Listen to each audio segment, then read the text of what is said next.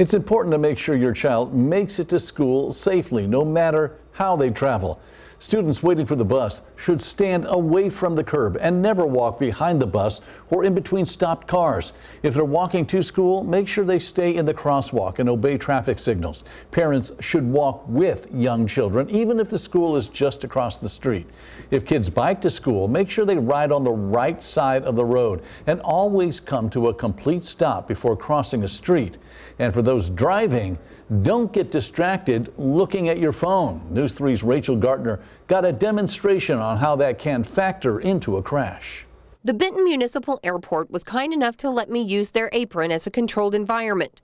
Benton Police Detective Mark Wilkie sat in for a moment to give us his input, not only on drivers, but also on pedestrians these days. Just like adults, we're as guilty as they are of having that cell phone glued to their face and not paying attention when they're crossing. So not only do drivers need to be focused, they also need to be watching out for distracted pedestrians as well, especially when handling even your smaller passenger vehicles. It takes a long time for those vehicles to come to a stop, even at the speed limit, and that's why it's critical for the driver to really pay attention to what they're doing inside the vehicle.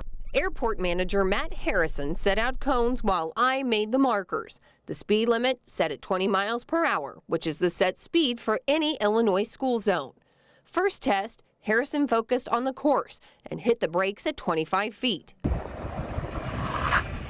Then again, noticing the pedestrian at 15 feet. The unfortunate reality is that we all have distractions in our life. That's driving too. So while illegal, we decided to have Matt break out his cell phone and text while driving and do the experiment again. This time, it didn't end so well for the cone. In fact, even stopping from 25 feet away, Matt missed his mark. Here's stopping at 15 feet. Again, the cone didn't fare well. It got considerably more difficult to stop when the phone was just in the hand. And by the end, it had horrible results. In Benton, Rachel Gartner, News 3.